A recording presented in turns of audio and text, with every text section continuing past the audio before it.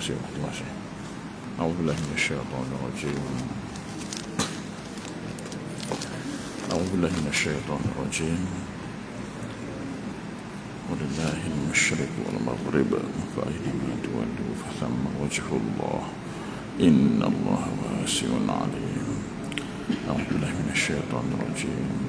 Mathalul ladzina yunfiquna amwalahum fi sabilillah kamathali habbatin anbatat sab'a sanabil fi kulli sunbulatin wallahu yudha'ifu liman yasha' wallahu wasi'un 'alim. A'udzubillahi minasyaitonir rajim. Asy-syaitanu ya'idukumul faqra wa ya'murukum bil fahsya' wallahu ya'idukum maghfiratan minhu wa fadlan wallahu wasi'un 'alim. A'udzubillahi minasyaitonir rajim.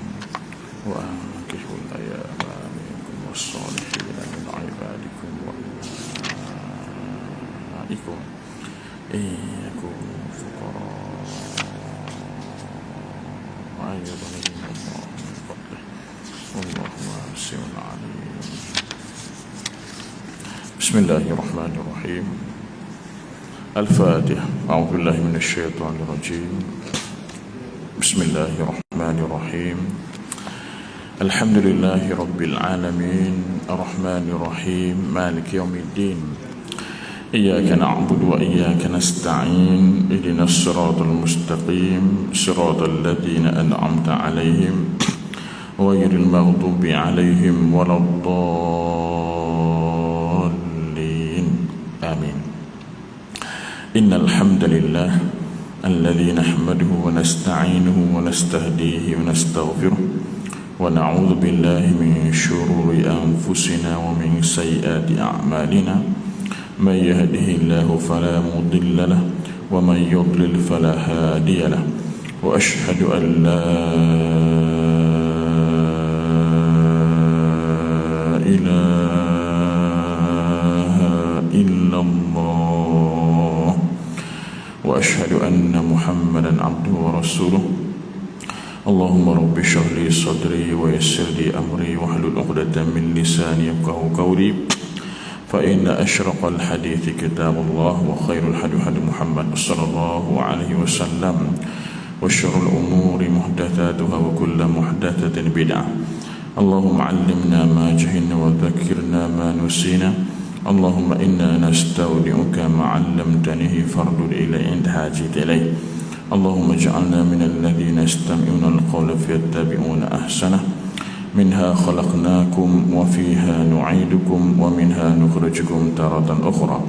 منها خلقناكم وفيها نعيدكم ومنها نخرجكم تارة أخرى.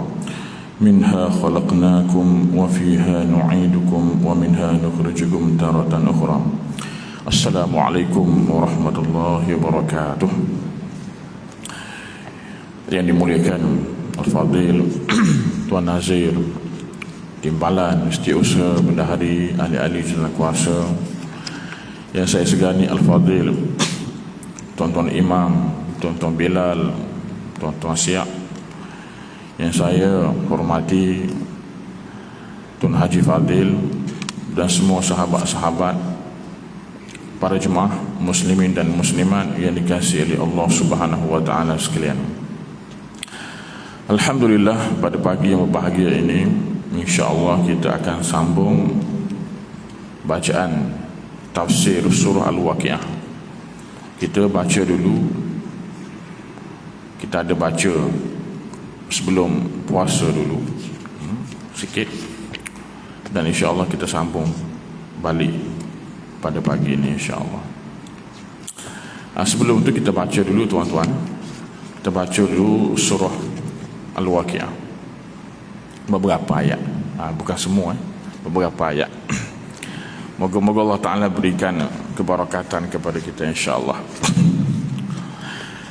Bismillahirrahmanirrahim. إذا وقعت الواقعة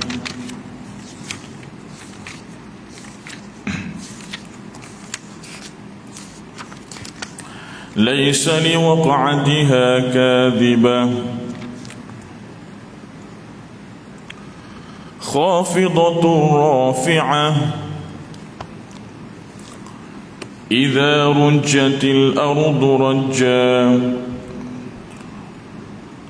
وبست الجبال بسا فكانت هباء منبثا. Sadaqallahul azim. Ayat 1 hingga ayat nombor 6. Alhamdulillah. Surah Al-Waqi'ah ini makna kiamat, hari kiamat. Hari kiamat.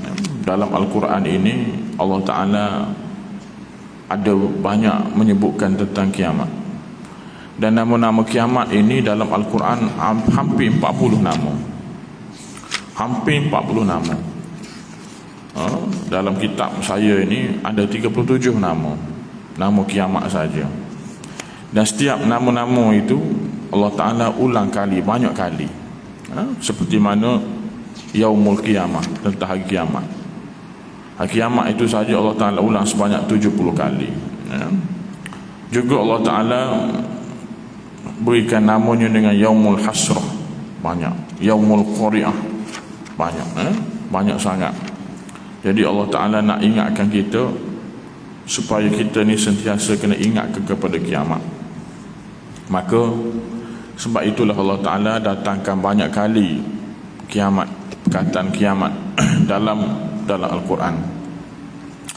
Di antara fadilat surah Al-Waqi'ah, surah ini mempunyai fadilat yang sangat banyak. Yang pertamanya, tidak akan ditimpa kemiskinan. Tidak akan ditimpa kemiskinan. Macam mana itu? Kemiskinan macam mana itu? An Ibni Mas'ud qala sami'tu Rasulullah sallallahu alaihi wasallam qala man qara'a surat al-Waqi'ah, sesiapa yang baca surah Waqi'ah fi kulli lailatin, pada tiap-tiap malam, lam tusibhu faqatun abada, nescaya dia tidak akan ditimpa kemiskinan buat selama-lamanya. Jadi maksud kemiskinan itu macam mana? Hadis ni hadis riwayat Al-Hafiz Abu Ya'la, Ibn Asakir dan Al-Baihaqi dalam kitab Syu'abil Iman. Imam Al-Baihaqi menyebut dalam kitabnya, bila mana Ibn Mas'ud radhiyallahu anhu dengar Nabi menyatakan demikian, Nabi suruh baca tiap-tiap malam surah Waqi'ah. Lalu Ibn Mas'ud pun menyuruh anak-anak perempuannya membaca surah Waqi'ah pada setiap malam. Kenapa suruh anak perempuan? Tidak suruh anak lelaki.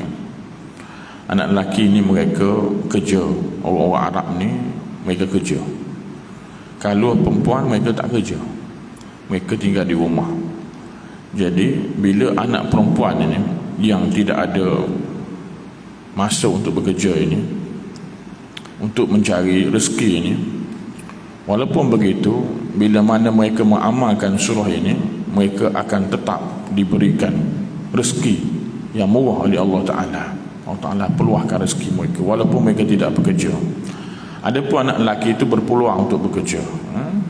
Jadi kalau anak lelaki itu baca, lagi-lagilah. Kalau sekiranya anak perempuan baca, anak perempuan itu tidak bekerja. Anak perempuan itu tidak bekerja, orang Arab tidak bekerja, orang perempuan.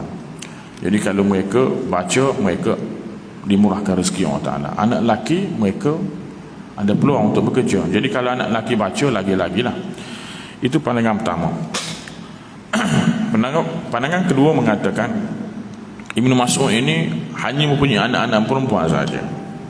Maka sebab itulah beliau menyuruh anak-anak perempuannya, bukannya anak lelaki, sebab beliau tidak punya anak lelaki. Baik. Itu tuan-tuan, sahabat-sahabat sekalian, apakah maksud kita faham tentang tidak ditimpa kemiskinan? Adakah betul-betul kemiskinan atau macam mana? Hadis ini menggalakkan kita umat Islam membacanya setiap malam. Setiap malam. Bila masuk waktu maghrib tu boleh bacalah. Orang tanya pukul 2 pagi macam mana Ustaz? 3 pagi. 2 pagi, 3 pagi tu kira malam lah. Kira malam. Sebelum subuh tu kira malam lah. Jadi boleh baca. Tapi seelok-eloknya baca lah sebelum tidur lah. Sebelum tidur. 2-3 pagi tu boleh. Tetapi di awal malam lah seelok-eloknya sebelum tidur. Macam kita sembahyang subuh lah. Sembahyang subuh ni, walaupun ada pendapat kata kita boleh sembahyang subuh sebelum masuknya, kita boleh sembahyang isyak. Walaupun ada pendapat, ada mengatakan sembahyang isyak kita boleh lakukan sebelum habis subuh, sebelum masuk subuh. Subuh masuk pukul 6 pagi katakan, kita boleh sembahyang subuh pukul 5.55 boleh. Baik. Tapi ada juga pendapat mengatakan isyak itu habis di tengah malam. Di tengah malam. Nah, dalam pukul 12, pukul 1 tu, ada juga pendapat demikian. Jadi kita baca awal tu lebih baik lah. Baca awal tu lebih baik. Amalkan baca di awal malam, lebih baik. Kalau kita lupa tu nak macam mana? Tapi kalau sebelum subuh tu sempat lagi lah, untuk kita baca. Tapi jangan sembahyang isyak dekat subuh tu. Dia ada waktu haram sembahyang. Waktu haram sembahyang tu 15 minit sebelum masuk waktu lain. Itu waktu haram. Haram tu maksud dia berdosa lah. Sembahyang tu sah. Sembahyang tu sah tapi haram. Sembahyang subuh subuh habis pukul apa? Pukul 7:02 minit. Ya. Sembahyang subuh pukul 7 1 minit. Ya. Sembahyang subuh pukul 1 minit. Sah. Tapi waktu haram. Haram tu berdosa lah. Sah. Waktu haram. Dia tak kira waktu mana pun. Lebih kurang 15 minit sebelum masuk waktu lain, maka dikira waktu haram. Itu setengah pendapat kata begitulah. Tetapi pendapat yang lebih kuat mengatakan waktu haram ini bila kita semayang itu, tengah-tengah kita semayang itu masuk waktu lain. Contohnya kita semayang Zuhur lah katakan, contohnya Asar masuk pukul 4 awal. Pukul 40 semayang Asar pukul 4.35 petang contohnya. Semayang Zuhur pukul 4.35 petang. Duk tengah baca tahiyat akhir tu, sebelum bagi salam orang azan Asar, maka itu dipanggil waktu haram. Kalau kita lepas bagi salam, Assalamualaikum warahmatullahi, salam pertama ni, lepas tu azan, itu tidak berdosa lah. Tidak berdosa lah. Ada pendapat kata tidak berdosa lah. Itu bukan waktu haram lagi lah. Jadi para ulama fiqh ni, mereka beri masa yang khusus untuk kita, supaya kita ni boleh beringat lah. Boleh beringat. Maksudnya 15 minit sebelum masuk waktu lain. 15 minit sebelum masuk waktu lain. Walaupun begitu, kita boleh ambil pendapat yang mengatakan selagi mana kita tidak sempat dengan azan, maka kita masih lagi dalam waktu dia. Dikatakan waktu yang tidak haram. Ambillah pendapat mana, tapi jangan diamalkanlah baca semayang di akhir waktu, kerana Allah Ta'ala berfirman, fawailul lil musallin, maka celakalah bagi orang yang semayang. Celaka itu bermaksud, kalau kita buka dalam tafsir Ibn Katsir, Al-Alamah Al-Hafiz Ibn Katsir mentafsirkan ialah melalai semayang, lalai dengan semayang, lalai semayang, lalai dalam waktu semayang, bukan lalai dalam semayang. Semayang itu kita susah nak khusyuk, tapi lalai di luar waktu semayang, maksudnya bukan kita semayang, tapi masa itu. Dikatakan fawailun lil musallin alladzina hum fi salatihim sahun, dalam semayang mereka itu mereka lalai. Fi itu makna dalam waktu. Makna dia mereka melewat-lewatkan semayang. Nak semayang dengan khusyuk ni ialah itu perlukan kepada hati kita lah, hati kita. Itu bab lain. Baik tuan-tuan, sahabat-sahabat sekalian, diceritakan lagi, hadis ini menggalakkan kita umat Islam membacanya setiap malam supaya kita memahami isinya dan beramal dengannya. Jadi kita duk baca tiap-tiap malam kan surah Waqiah, kita juga amalkan surah Al-Mulk. Jadi kalau boleh kita ni fahamlah makna dia, tengok makna dia, tengok Quran yang ada terjemahan, itu lebih baiklah. Kita kalau boleh baca dulu Quran yang ada makna, yang kita faham makna dia. Kita baca Quran yang ada makna ni beberapa kali je. Jadi bila kita tahu makna dia, kita ingat, lepas tak payah buka lah, tak payah baca lah Quran yang ada makna tu, yang ada terjemahan. Kita dah ingat dah. Ingat ni secara umum. Kalau siapa-siapa boleh ingat makna satu-satu huruf itu, hebatlah dia. Dia orang Arab lah. Makna umum pun tak apa dah. Saya sendiri pun ada banyak juga saya tak faham, walaupun saya belajar bahasa Arab. Ada juga saya tak faham dalam Quran. Saya buat degree bahasa Arab, bachelor bahasa Arab di Yarmouk University Jordan. Lepas tu saya balik, saya sambung lagi belajar di UAE, Universiti Islam Antarabangsa, buat diploma pendidikan, lepas saya ijazah, khusus untuk perguruan, bahasa Arab juga, bahasa Arab belaka. Kemudian saya buat master pendidikan bahasa Arab, bahasa Arab juga. Kemudian saya buat PhD bahasa Arab juga. Tapi saya ni bukan orang Arab. Ada juga makna yang saya tak tahu, dan bukan ada sikit, banyak juga. Jadi bila saya baca Quran, bukan semua saya faham. Saya sendiri pun tak faham. Bukan semua saya faham. Jadi saya juga baca Quran yang ada terjemahan. Ada terjemahan, Jadi kita kena tengoklah Quran yang ada terjemahan tu. Kalau kita tahu tafsir, itu hebatlah, lagi-lagi sangat baiklah. Jadi sekurang-kurangnya kita buka Quran ni yang ada terjemahan. Saya pun sendiri baca Quran yang ada terjemahan. Makna ada perkataan yang kita tidak faham tu, kita rujuklah. Rujuk ni. Ini bidang saya. Saya mengajar pun bahasa Arab di UKM. Bidang saya bahasa Arab. Cakap Arab. Cakap Arab. Ada juga cakap Melayu tu ada. Tapi nak cerita pun saya banyak lagi yang tak faham. Banyak lagi tak faham. So kita buka lah Quran yang ada terjemahan, kita baca, kita faham. Jadi tujuan kita amalkan ini sebenarnya supaya kita memahami isinya.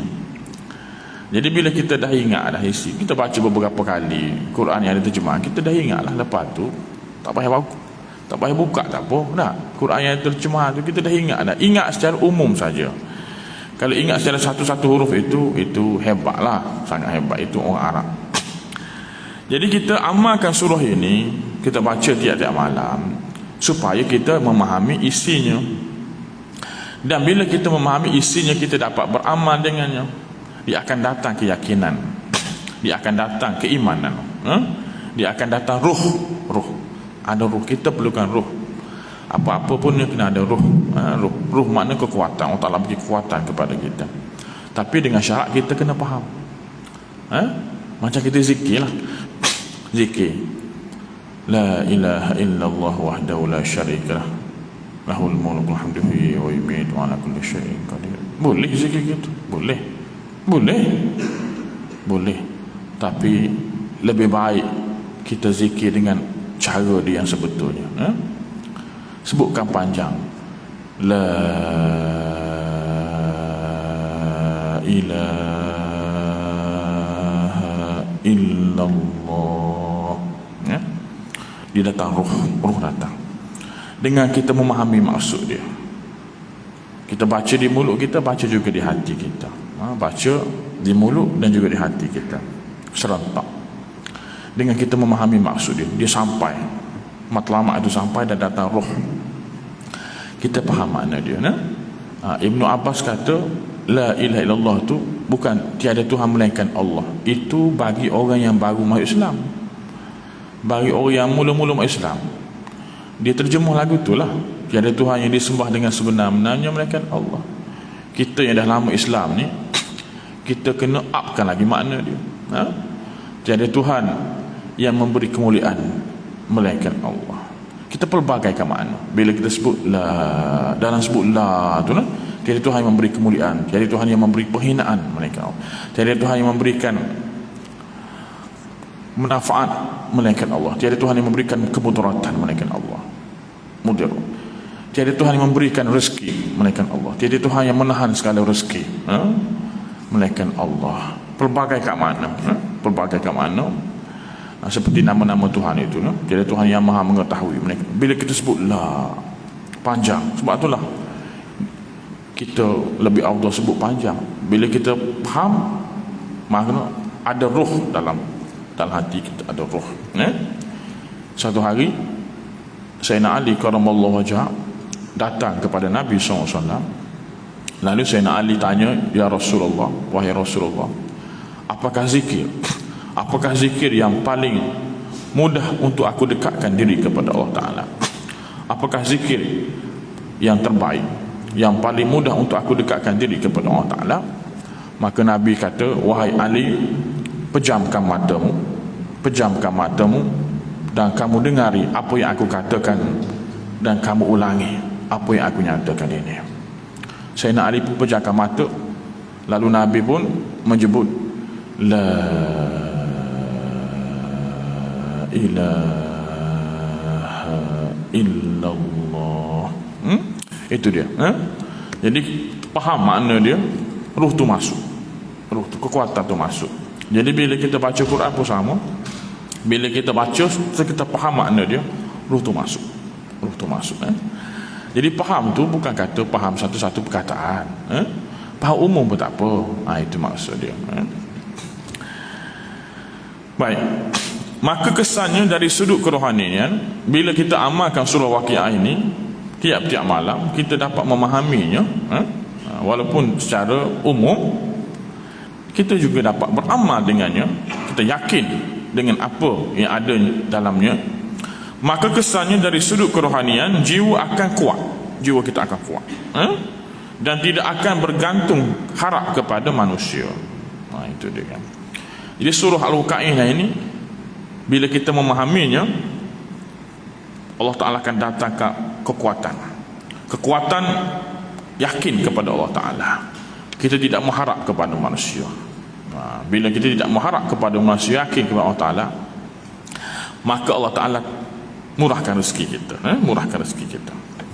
Inilah yang dikatakan kekayaan yang sebenar, iaitu kekayaan jiwa. Kekayaan jiwa. Jadi yang dimaksudkan dalam hadis ini, Nabi kata sesiapa yang baca surah Waqiah tiap-tiap malam, maka tidak akan ditimpa kepadanya kemiskinan. Maksudnya apa? Dia akan diberikan Allah Ta'ala kekayaan jiwa. Kekayaan jiwa. Kekayaan jiwa. Ulama tafsir yang terkenal, ulama hadis yang terkenal, Al-Alamah Ali Al-Qari menghuraikan apa maksud lam tusibhu faqatun, tidak akan ditimpa kepadanya kemiskinan. Apa maksud dia?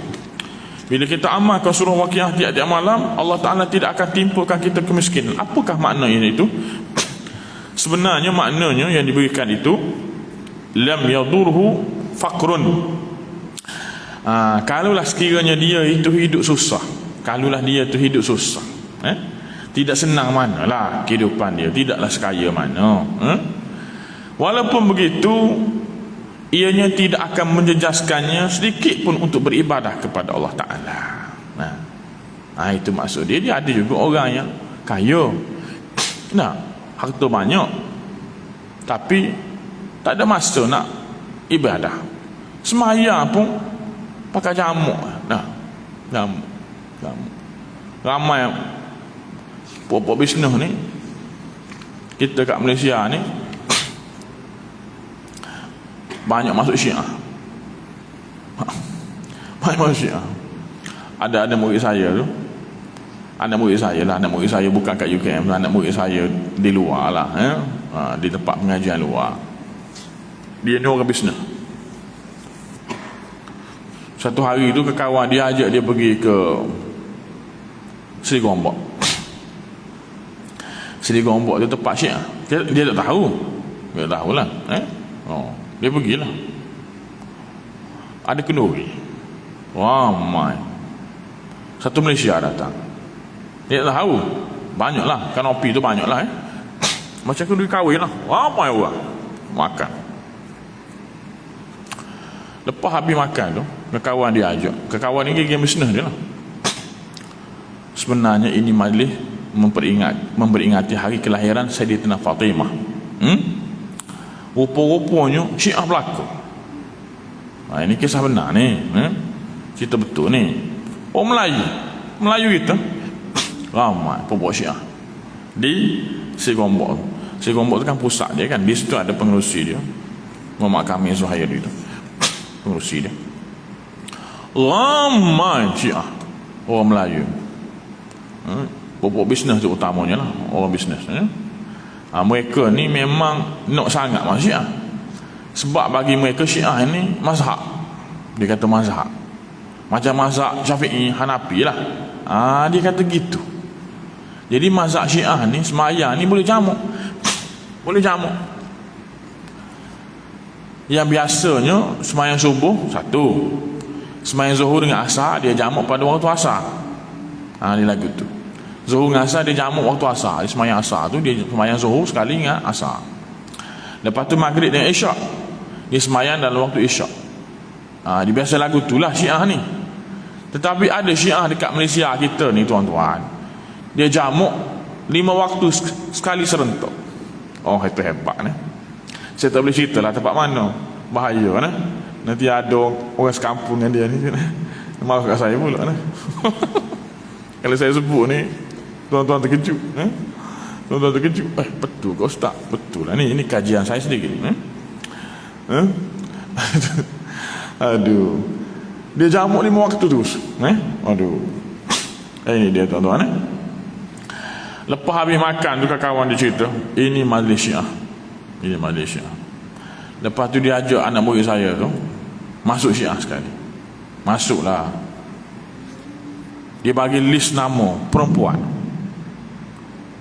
List nama. Pilih. Untuk dikahwini, dinikahi secara mut'ah. Kesedak kata tak. Boleh pilih. Nak umur berapa, nama apa, boleh pilih. Gambar tu saya tak pasti. Anak murid saya cerita gambar ada ke tidak, tapi list nama. Pilih. Nikah secara mut'ah. Nikah secara mut'ah ni dia tidak perlu kepada wali, tidak perlu kepada saksi. Hanya dia 2 orang saja untuk menghalalkan saja. Tapi dengan syarat jangan ada anak, tapi halal. Lagu tu. Aku nikahkan diriku dengan kamu. Siti Nurhaliza contohlah. Bukan Siti Nurhaliza betul tu. Nanti mahu kat Datuk K pula. Aku nikahkan diriku dengan kamu Siti Nurhaliza binti Abdullah. Contohnya dengan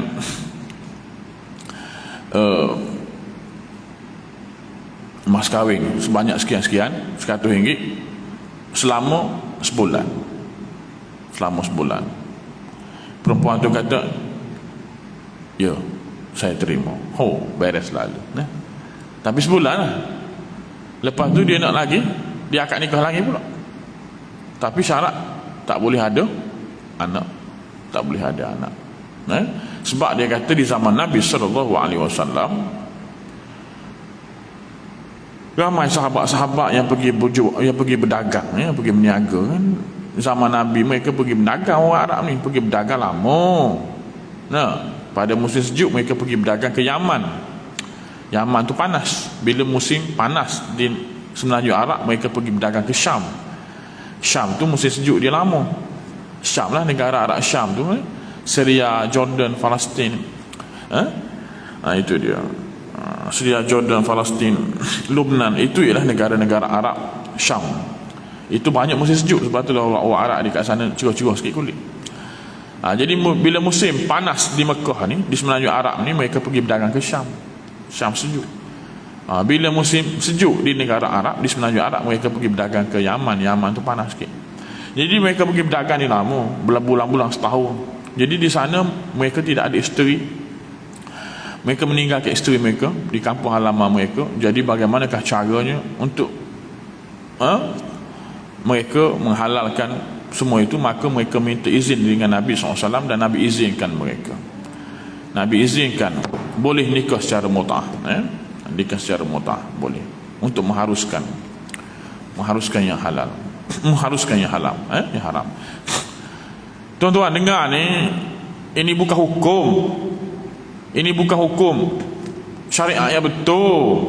Lama tuan-tuan dengar ni, ada orang tu dia edit balik, ustaz kata apa nah, apa kerah saya nah. Ini Syiah ni, ini Syiah ni, ini Syiah ni. Ini faham Syiah. Ini faham Syiah. Sebab itulah dia ramai. Sebab itulah Syiah ni ramai di Malaysia kita ni. Kita tak cerita negara luar lah. Negara kita Malaysia ni ramai Syiah. Ramai Syiah. Ramai. Berapa orang? Ramai tuan-tuan ramai. Dia Syiah ni kita tak dapat nak agak dia Syiah. Bila dia beramai-ramai, dia dengan kita, dia akan buat seperti mana kita. Bila dia dengan puak-puak dia ataupun dia seorang-seorang, barulah dia mengamalkan Syiah dia. Sebab bila masuk Syiah, dia wajib menutup Syiah dia. Dia wajib menutup Syiah dia. Dia jangan cerita kepada orang. Tak boleh. Itu berkenaan dengan cerita Syiah sikit tuan-tuan. Baik. Jadi kalau kita amalkan surah Waqiah ini, kalau sekiranya orang tu hidup tidak berapa senang pun, dia tidak ada masalah. Sedikit pun tidak akan menjejaskan untuk dia beribadah kepada Allah Ta'ala. Itu dia. Ada orang duk amal surah Waqiah tidak amalan, dia kata takkan kaya pun aku nak, takkan kaya pun nak, material takkan kaya pun. Iya. Tengoklah tafsir. Dalam tafsir, ulama mentafsirkan kekayaan jiwa sebenarnya. Walaupun dia tidak senang mana, tapi sedikit pun tidak mengganggu masanya untuk beribadah kepada Allah Ta'ala. Sebab ada orang tu dia sibuk sangat-sangat dengan kerja, sehingga dia lalai. Nak semayang pun macam lepas kodok, ataupun pakai jamak tu macam Syiah tu. Syiah itu yang kita tak nak tu. Kita nak walaupun kita sibuk, kita ada masa untuk beribadah kepada Allah Ta'ala. Walaupun kita tidak senang mana pun, tak kaya mana pun, bila masa beribadah, kita beribadah betul-betul kepada Allah Ta'ala. Kalaulah kita kaya, kita ada masa untuk beribadah, itu lagi baiklah. Itu lagi sangat-sangat baik. Yang kedua, apa maksud dia? Bila kita mengamalkan surah Waqiah ini tiap-tiap malam, sedikit Allah Ta'ala tidak akan timpakan kita kemiskinan. Maksud yang kedua ialah dia tidak akan ditimpa kemiskinan hati. Dia tidak akan ditimpa kemiskinan hati. Maknanya dia kaya hati dia. Bila tengok orang susah, dia mudah kesian, nak tolong, nak bantu orang. Ini dia. Bila ada buat kutipan sumbangan, dialah orang yang mula-mula angkat tangan, ataupun dialah orang mula-mula bagi untuk derma, untuk bagi sedekah. Dialah mana kekayaan hati. Kita inilah kita nak tuan-tuan. Ada juga orang kaya nak, tapi kedekut hangit tak ada masih. Susah nak bagi, susah, tak ada rasa kesian dengar cerita. Waktu tahu bodoh gitu kan. Itu tidak kaya hati. Jadi bila kita mengamalkan surah Waqiah ini, Allah Ta'ala beri kepada kita kekayaan hati, mudah sensitif dengan masalah-masalah yang berlaku dalam masyarakat. Contohnya, itu makna kekayaan hati. Nabi SAW bersabda dalam sebuah hadis sahih riwayat Muslim, an Abi Hurairah radhiyallahu anhu qala Rasulullah sallallahu alaihi wasallam. Hadis ini diceritakan oleh Abu Hurairah. Abu Hurairah ni sahabat Nabi yang paling banyak meriwayatkan hadis. Sahabat Nabi yang paling alim dalam ilmu hadis, maknanya paling banyak meriwayatkan hadis. Juga sahabat Nabi yang paling banyak meriwayatkan hadis sahih ialah Abu Hurairah. Abu Hurairah ni tuan-tuan, seorang yang sangat rajin belajar.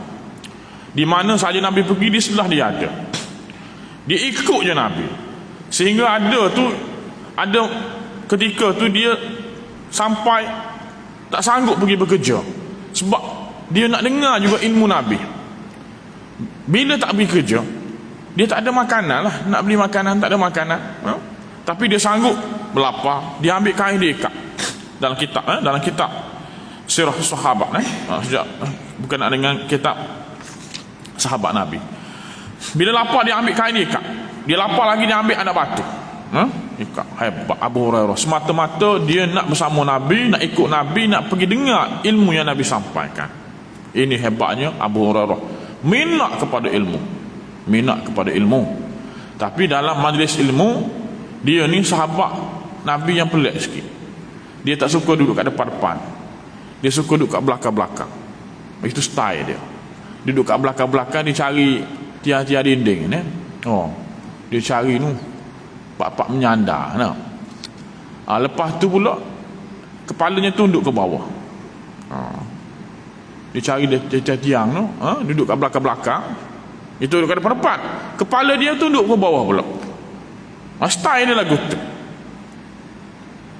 Sahabat lain ni, sahabat-sahabat yang lain ni ingatkan Abu Hurairah ni tidur. Rupa-rupanya dia tidak tidur, tuan-tuan. Ada kalanya selepas Nabi sampaikan ilmu kepada sahabat, Nabi nak tahu sahabat ini dengar ke tidak. Sahabat tanya balik, Nabi tanya balik sahabat, siapakah di antara kamu yang nak ceritakan balik apa yang aku sampaikan tadi? Rupa-rupanya dalam ramai-ramai sahabat tu Abu Hurairah yang angkat tangan mula-mula. Aku ya Rasulullah.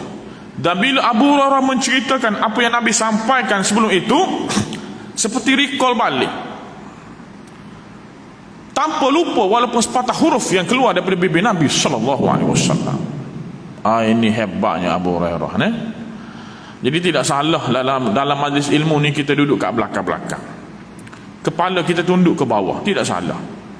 Jadi kita harap mereka itu ialah adik-beradik Abu Hurairah, keturunan Abu Hurairah, harap-harap begitulah. Tapi kalau keluar libasi tu itu baru dia nak jadi dah, baru nak jadi keturunan Abu Hurairah. Baik ya tuan-tuan, itu Abu Hurairah. Abu Hurairah menceritakan Rasulullah sallallahu alaihi wasallam bersabda, tidaklah kekayaan yang sebenar itu kerana banyaknya harta, tetapi kekayaan yang sebenarnya itu ialah kekayaan jiwa. Kekayaan jiwa. Kita mudah kesian kepada orang, itu dia. Kita mudah lembut hati, nak tolong bantu orang, nak sedekah, itu mana kekayaan jiwa. Baik tuan-tuan, sahabat-sahabat sekalian, ada orang tu kan, dia miskin, sangat miskin. Ada seorang sahabat saya, dia jumpa seorang, dia pergi rumah seorang pasangan suami isteri yang dah tua lanjut dah, pergi nak bagi bantuan. Tengok suami dia terlantar atas katil, rumah memang tak ada apa pun, kosong, tak ada barang apa, tak ada perabot apa, kosong. Suami dia pun tidak atas macam nak kata katil, lebih kurang katil gitulah, tidak buruk gitu ya. Dia pun sendiri jalan mengesok-ngesok gitu ya, gitu pun. Kawan saya tanya, macam mana keadaan? Alhamdulillah, segala-galanya baik, dia kata. Macam mana, boleh ke makan-makan macam mana? Alhamdulillah. Allah Ta'ala murahkan rezeki kami, alhamdulillah. Sepanjang kawan saya duk tanya dia, tak ada pun dia mengeluh, kami ni susah, kesianlah kami. Tak ada. Yang keluarnya daripada perempuan tua itu, Alhamdulillah, segala-galanya baik.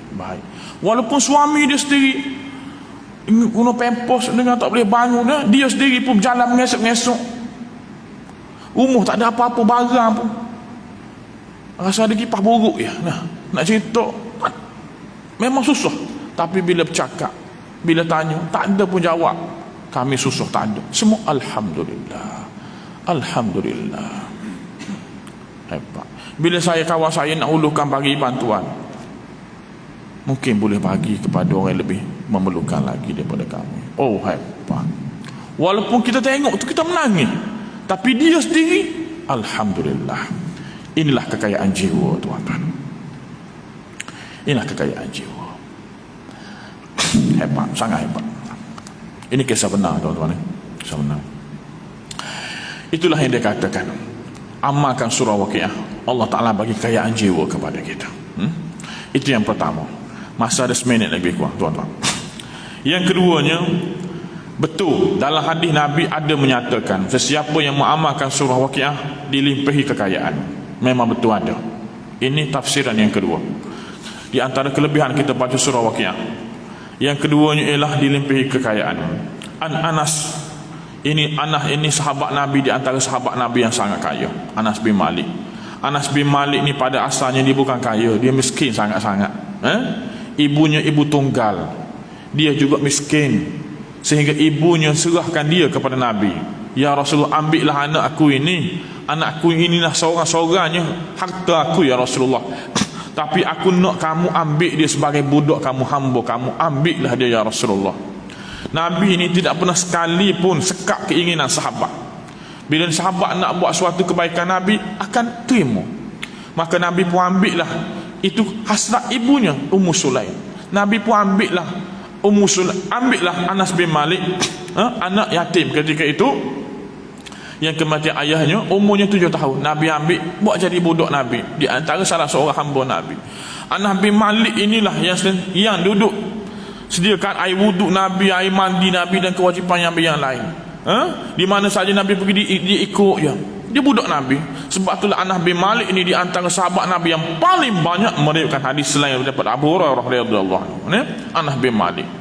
Dan bila mana umur Anas bin Malik 17 tahun lebih kurang, ketika itu dia dah besar dah, dan ilmunya juga hebat. Maka Nabi memanggil balik ibunya Ummu Sulaim. Pada hari ini aku nak serahkan balik anakmu, wahai Ummu Sulaim. Aku nak hadiahkan balik kepada kamu, ambillah. Sukanya Ummu Sulaim bila Nabi serahkan balik anaknya Anas bin Malik. Dia tidak sikit pun berhasrat dalam hatinya nak balik anak, tetapi Nabi memahami keadaan itu, kerana itulah satu-satunya harta Ummu Sulaim. Ketika itu Anas bin Malik dah besar dah hebat dah keilmuannya. Maka di ketika itulah Ummu Sulaim meminta Nabi mendoakan anaknya. Ya Rasulullah, doakan anak aku supaya dimurahkan rezeki. Tuan-tuan, berkat doa Nabi, berkat doa yang Nabi ajarkan kepada Anas bin Malik, maka Allah Ta'ala murahkan rezeki Anas bin Malik. Allahumma aghnini bifadlika amman siwak wa bihalalika an harami. Doa yang sangat ringkas. Allahumma aghnini, ya Allah, engkau kayakanlah aku dengan, Allahumma aghnini bifadlika, dengan kurniaanmu ya Allah, mengatasi selain daripada kamu, wa bihalalika an harami, rezeki halal sahaja bukan yang haram. Ringkas sahaja doa yang Nabi ajar kepada Anas bin Malik. Berkat doa itu, tuan-tuan, Anas bin Malik dia kurniakan anak seramai 100 orang. Umurnya meninggal ketika umurnya 99 tahun, Anas bin Malik. Dan ketika mana beliau meninggal, beliau menjadi governor. Dia sebuah negara jajahan Taluk Islam. Ini Anas bin Malik. Anas bin Malik ini memang sahabat Nabi yang kaya raya. Anas bin Malik ini dengar sendiri daripada Nabi SAW. Qala suratul Waqiah, Nabi bersabda, suratul Waqiah suratul ghina, surah kaya, surah kemewahan. Surah Waqiah surah kekayaan, surah kemewahan. Faqra'uha, maka bacalah kamu, wa'allimuha, dan ajarkanlah surah ini, auladakum, kepada anak-anak kamu, dan suruhlah anak kamu baca surah ini, amalkan surah ini sekali. Bukan kamu saja, anak-anak kamu. Bila anak-anak kita ni baca surah ini, amalkan surah ini, memahaminya, Allah Ta'ala murahkan rezeki. Murahkan rezeki. Jadi bukan rezeki kita, rezeki anak-anak pun murah. Tuan-tuan, bila rezeki anak-anak kita murah, kita pun tak pening kepala. Ni hari ni anak nak kahwin, father and mother yang sponsor. Nak buat pinjam-pinjam susah sekarang. Jadi father and mother lah, pening kepala bapak dah. Sewa, dewan mahal-mahal, semua sekali, apa-apa yang lain ayah belaka. Tapi anak nak kahwin sangat, paksa lah, ayah dan ibu cari. Cuba kita suruh anak-anak kita amalkan surah ini, amalkan surah ini. Kalau boleh disuruh dia faham makna dia, budak-budak cepat lekat di kepala otak dia. Amalkan surah ini, kita pun tak pening kepala. InsyaAllah dengan izin Allah Ta'ala murah rezeki, tuan-tuan, murah rezeki. Bukan rezeki kita je, rezeki anak-anak kita. Wallahu alam. Setakat dah dulu, tuan-tuan. Saya minta maaf ya jika sekiranya ada tak ambil masa. Cuma saya nak jawab soalan. Ada soalan, ada jemaah tanya soalan. Ada jemaah yang tanya soalan. Saya nak jawab sikit dalam WhatsApp ni. Ustaz, apakah hukum buat korban kepada ayah dan ibu yang dah meninggal dunia? Soalan ni memang dah banyak kali ditanya sebelum ni banyak. Tapi biasalah, ada ketika terlupa kan. Ada ketika lupa. Biasalah. Hukum buat korban kepada ayah ataupun ibu yang dah meninggal dunia. Baik. Sebenarnya dia ada beberapa pendapat. Kita ni dah tak lama lagi nak korban kan. Betul lah tanya soalan ni. Jadi sebenarnya ada beberapa pendapat di kalangan para ulama dalam 3 mazhab. Dalam 3 mazhab, mazhab Hanafi, mazhab Hambali, mazhab Maliki. Bukan mazhab Syafi'i. Mazhab Hanafi, Hambali, Maliki mengatakan sah buat korban kepada ibu dan ayah yang dah pun meninggal dunia, walaupun arwah ibu ayah tidak wasiat kepada kita. Hukumnya sah, boleh. Makna jumhur mazhab, kebanyakan mazhab dipanggil jumhur lah, kebanyakan mazhab bersepakat sah, boleh buat korban untuk ibu ayah yang telah meninggal dunia, walaupun mereka tidak wasiat kepada kita sebelum meninggal dunia. Boleh. Baik. Bagi pendapat mazhab Syafi'i pula, ini kena dengar dengan jelas. Bagi pendapat mazhab Syafi'i pula, dia ada 3 pendapat. Dalam mazhab Syafi'i pula dia ada 3 pendapat. Yang pertama, Imam Nawawi kata sah. Imam Nawawi ni imam besar, salah seorang imam besar dalam mazhab Imam Syafi'i. Merupakan pakar rujuk dalam mazhab Imam Syafi'i. Imam Nawawi. Imam Nawawi kata sah. Boleh kita nak buat korban untuk ibu ayah kita yang telah meninggal dunia, walaupun mereka tidak berwasiat kepada kita sebelum meninggal dunia. Itu Imam Nawawi kata. Yang kedua, Imam Baghawi dan Imam Rafi'i. Ini semua imam besar dalam mazhab Syafi'i. Imam Baghawi, Imam Rafi'i kata sebenarnya kalau mereka wasiat kepada kita sebelum meninggal dunia, kita buatlah. Kalau mereka tidak wasiat kepada kita sebelum meninggal dunia, kita tak payah buat. Itu dia, tak payah buat. Kalau mereka wasiat baru kita buat untuk mereka. Kalau mereka tak wasiat, tak payah buatlah. Itu bagi pendapat Imam Baghawi, Imam Rafi'i dalam mazhab Imam Syafi'i. Pendapat yang ketiga dalam mazhab Syafi'i mengatakan tidak sah korban, melainkan untuk orang yang hidup sahaja. Ini pendapat ketiga dalam mazhab Imam Syafi'i. Pendapat ni pendapat kecil saja. Tidak sah buat korban kepada orang yang telah meninggal dunia. Dan korban ini ianya diharuskan untuk orang yang masih hidup saja. Itu dia. Jadi kalau kita nak buat korban untuk orang yang telah meninggal dunia, macam mana? Kita buat korban itu atas nama kita orang yang hidup ini.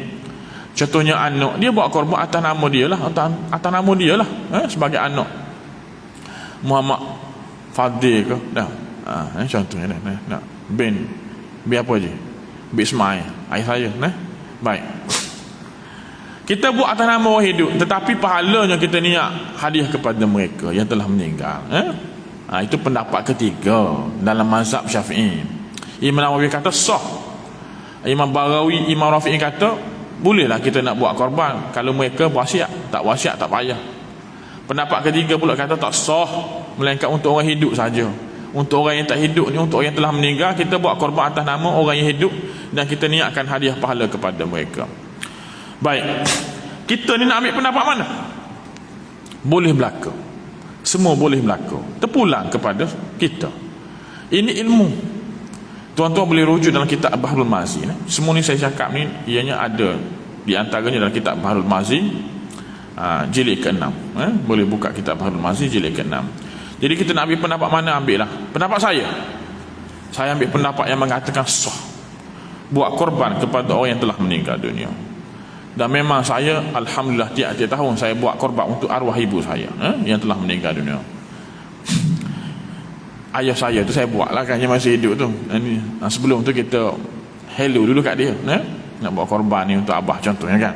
Tapi korban ni seeloknya kita buat sendirilah, sebab duit kita sendiri. Itu seelok-eloknya, harta kita sendiri. Kalau anak tolong buat pun boleh, tapi kurang afdal lah. Yang afdalnya kita sendiri, hasil usaha kita sendiri. Itu dia. Saya ambil pendapat yang katakan sah. Ambil pendapat yang kata sah, tidak ada masalah. Bab-bab ni tidak ada masalah. Fiqh ni luas tuan-tuan, fiqh ni luas. Yang penting kita tahu hukum dia. Jadi tak payah nak balah lah. Jangan keras sangat bila orang tanya boleh ke buat korban untuk orang yang telah meninggal dunia. Tak boleh, tak sah. Backing. Relax lah. Ilmu ni luah, fiqh ni luah. Dia banyak mazhab, banyak pendapat. Kita nak ambil pendapat mana, ambil lah. Jangan jawab lagu tu, jawab relax lah. Dia ada khilaf, cakap elok-elok. Ada khilaf, sekian. Nak ambil yang mana, ambil lah. Terpulang lah. Macam arwah Tugu Haruddin, Profesor Dr. Haruddin arwah, beliau cerita berkenaan dengan bab batas sembahyang. Tapi bagi beliau, kalau bersalam dengan isteri tidak batas sembahyang. Nak pergi masjid, nak pergi surau, salam dengan isteri tak batas sembahyang. Beliau ambil pendapat tu. Beliau Syafi'i, tapi dalam bab tu beliau ambil pendapat dalam jumhur mazhab lain. Memang mazhab Syafi'i kan batas sembahyang dengan isteri, mazhab lain tak batas. Dia ambil pendapat, dia bagi tahu ini pendapat saya, ini saya ambil pendapat ini, ambil pandangan ini. Jadi tuan-tuan semua ambillah, nak ambil pendapat yang betul-betul dalam mazhab Syafi'i. Dia bagi tahu, terpulang. Fiqh ni luas tuan-tuan, fiqh ni luas. Jangan kita cepat. Tak boleh, tak sah. Keras sangat wallahu alam. Saya minta maaf ya tuan-tuan, ambil masa sikit jawab soalan. Ada jemaah yang tanya saya, jadi saya kena jawab lah. Aku qouli hadza wa astaghfirullahal azim wa lakum. Wassalamualaikum warahmatullahi wabarakatuh. Bismillahirrahmanirrahim. Alhamdulillahirabbil alamin, wassalatu wassalamu ala asyrafil anbiya'i wal mursalin wa ala alihi washabihi ajma'in. Allahumma jam'ana hadza jam'an marhuma wa tafarraqna min ba'di tafarruqan ma'suma. Wa sallallahu ala Muhammad wa ala alihi washabihi wasallam alhamdulillahirabbil alamin. Tuan-tuan, sahabat-sahabat semua ni ada lagi satu, ada jemaah juga tanya saya berkenaan dengan borang korban Kemboja. Jadi ada borang korban Kemboja dekat luar sana tu. Tuan-tuan boleh ambil lah borang korban Kemboja. Saya buat korban di Kemboja sebab saya pergi sendiri. InsyaAllah kami akan pergi Badan Amal Al-Khairiyah. Saya pengerusi Badan Amal Al-Khairiyah. Kami akan pergi pada 9 hari bulan 7. InsyaAllah raya tahun ni pada 10 hari bulan 7, Raya Ahad. Wukuf bila wukuf? Wukuf tak tahu, dengan cerita hari Jumaat wukuf. Tapi kita Malaysia Raya Ahad, wallahu alam lah, tak tahu, tak pasti. Tapi ikut kalender lah. Saya dah tanya dah kawan saya dekat bahagian Falak. Falak, bila raya ni Syekh? Kita hari tu raya awal sehari. So macam mana ni? Raya korban, raya haji macam mana? Awal sehari ke? Dia kata ikut kalender. Yang asal mula-mula jaki dah ubah dah kalender. Oleh kerana raya hari tu awal sehari kan, awal sehari daripada takwim tu, daripada kalender, jaki ubah dah. Jaki dah ubah dah. 30 Syawal jatuh hari Isnin hari tu sepatutnya. Dia dah ubah. Lepas tu pula dia buat kiraan balik. Dia keluar dalam paper, dia kata 30 Syawal jatuh pada hari Selasa. Sebab dia tak sampai lagi. Dia ada buat pengiraan falak tu kan, tak sampai, tak cukup, tak betul-betul cukup lagi. Jadi ikut kepada kalender asal balik, ikut kalender asal balik, yang original balik, yang dulu balik. Itu cara dia. Jadi raya korban bila, raya haji bila? Ikut kalender lah. Jadi kalender hari Ahad. Jadi kemungkinan hari Ahad. Saya bukan mohon besar raja-raja. Saya nak cerita apa yang saya bersembang dengan kawan saya lah. Yang duduk bahagian tu, bahagian falak sana. Ya tuan-tuan, walaupun kita wukuf di Arafah pada hari Jumaat, dikatakan ya haji akbar tahun ni, tapi kita kena ikutlah negara kita. Dah lah, nak buat lagu tu nak buat dah. Kalau raya hari Sabtu tak apalah. Kalau raya Ahad nak buat mana? Walaupun wukuf pada hari Jumaat, itu dia. Jadi insya-Allah saya akan ke sana pada hari Sabtu 9 hari bulan 7 dan akan balik pada 14 hari bulan 7. Kalau ada siapa sahabat-sahabat yang nak ikut saya, bagi tahulah. Sempat lagi beli tiket. Tapi kalau beli tiket lambat-lambat nanti harga mahal lah. Sesiapa nak ikut saya kena beli tiket sendirilah, duit sendiri. Sebab saya pun duit sendiri. Saya pun duit sendiri juga. Ada orang tanya ustaz ambil upah banyak mana ustaz buat korban ni? Saya pun jawab dekat dia, sebenarnya kami tidak ambil upah 10 sen pun. Satu bahagian lembu 360, sangat murah tuan-tuan. 360 bukan lembu kecil. Alhamdulillah lembu besar tuan-tuan. Saya dah lama dah buat korban di sana. Kenapa saya buat korban ni? Sebab saya pergi tempat lain, saya tak pergi, jadi saya tak berani nak buat. Jadi saya buat tempat yang saya pergi, di Kemboja. Saya pergi juga di Vietnam. Jadi saya buat di situ saja. Dan jangan bimbang lah, lembu besar tu hati. Upah saya tak ambil. Dalam borak akad itu, tuan-tuan kalau tengok dalam borak akad kan, ni ada borak akad ni, saya ada bawa ni. Tuan-tuan nak ambil kat luar tak apa. Kalau tuan-tuan nak buat korban, dia kena ada akad. Saya nak ingatkanlah supaya kita beringat. Dalam ibadah ni kita kena ada niat. Kita nak sembahyang ada niat, nak pergi buat haji ada niat, umrah pun ada niat. Walaupun buat sama je, tak, pergerakan sama, tawaf, sa'i, tapi niat. Begitulah juga dengan korban, kena ada niat. Niat itu akad. Di borang korban itu kena ada akad. Dan akad itu kena jelas. Ni banyak buat akad korban lagu tu ya. Saya buat korban satu bahagian dengan harga RM400 contohnya kan. Itu je. Dia kena jelaskan. Tuan-tuan kalau baca dalam akad yang kami buat ni kan, jelas, tak ragu-ragu lagi. Mana-mana satu bahagian RM360 satu bahagian lembu. Saya wakilkan. Saya wakilkan, jelas. Saya seperti nama dak lama di bawah mewakilkan pelaksanaan korban akikah pada tahun ini sebanyak sekian-sekian. Baik. Dengan harga kos pelaksanaan semua sekali. Dan jika ada lebihan wang,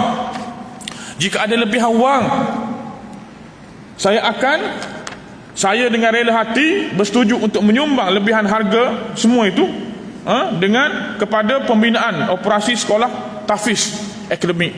Contohnya di sana jelas. Jadi tidak ada unsur penipuan. Jadi kita buat ibadah ni kita kena kita kena yakin lah. Jangan kita cepat buat begitu ya, mudah gitu ya. Jadi kita kena ada akad dia. Jadi bila baca akad tu jelas duit tu ke mana. Jadi saya pun jawab baliklah kepada orang yang bertanya tu, kami tidak ambil apa-apa. Kami semua ni kerja belaka, masing-masing ada duit belaka. Jadi kita orang bila ke sana pun, kita orang tiket duit sendiri belaka, ground kat sana pun duit sendiri belaka, duit sendiri belaka. Dan lebihan wang ini, ada lebihan sikit-sikit ini kita wakafkan untuk sekolah tahfiz. Buat wakaf pula sekolah tahfiz akademik di sana. Jadi tuan-tuan, kita pakat-pakat tolonglah belaka untuk dapatkan ya pahala ini, keredaan Allah Taala ini tuan-tuan. Tuan-tuan ambillah borang-borang tu, tolong-tolong edarkan, mudah je, isi je borang sikit, nama berapa, lepas tu snap kat saya ataupun kat kawan saya ni, lepas tu WhatsApp lah, mudah ya, isi nama sikit, lepas tu snap WhatsApp, mudah ya. Tapi jangan Jangan WhatsApp borang saja. Nah, jangan WhatsApp borang saja. Yang penting resit bayar apa kena WhatsApp juga. Nanti kesianlah kepada kami ni. Nanti kiaman ni nak bayar dengan apa ni. Kita pakat-pakat tolonglah tuan-tuan pakat-pakat tolong buat kebajikan. Dan siapa yang nak pergi dengan saya, sempat lagi. Ada jemaah kita di sini pergi dengan saya dan jadi ahli grup kita. Ahli grup kita jemaah di sini. Jadi siapa nak ikut saya, marilah. Memang sedap tuan-tuan, best. Kita akan masuk Kemboja dan kita akan balik melalui Vietnam. Kita adventure sikit. Seronoklah. Kalau nak bawa isteri pun boleh, tak nak bawa isteri pun tak apa, boleh belaka. Itu dia. Kalau isteri nak pergi seseorang, saya tak terima lah, kena ada suami. Kena ada suami. Itu saja. Wallahu alam. Itu saja tuan-tuan. Saya minta maaf sekali lagi di atas pengumuman ini. Moga-moga Allah Ta'ala berikan kekuatan kepada kita. Kita dapat membantu saudara-saudara kita di sana, dan mereka di sana makan daging setahun sekali. Mereka mengharapkan raya korban sahaja. Mereka tidak minta dengan kita, cuma kita kesian kepada mereka. Dan mereka itu bukannya dapat banyak pun. Satu keluarga dapat dalam 300-400 gram sahaja. Tuan-tuan bayangkan, satu kampung 2 ekor lembu kita sembelih. 2 ekor lembu, paling tinggi pun 3 ekor lembu. Dalam satu kampung tu kalau ada 200 keluarga, banyak mana satu keluarga dapat, tuan-tuan. Tuan-tuan kira lah, dalam 200-300 gram itu saja. Ada juga yang tak dapat. Ada juga yang tak dapat lagi agihan daging korban. Tapi mereka tidak pergi marah kepada kita. Mereka tidak pun minta dengan orang, tak ada. Tapi kita tengok mereka pula yang dapat sikit tu pula pergi bagi kepada yang tak dapat. Pergi bagi lagi. Kesian.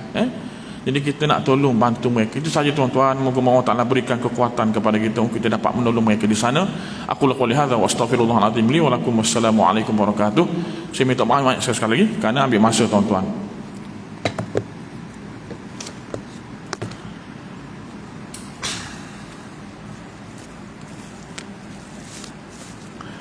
Alhamdulillah.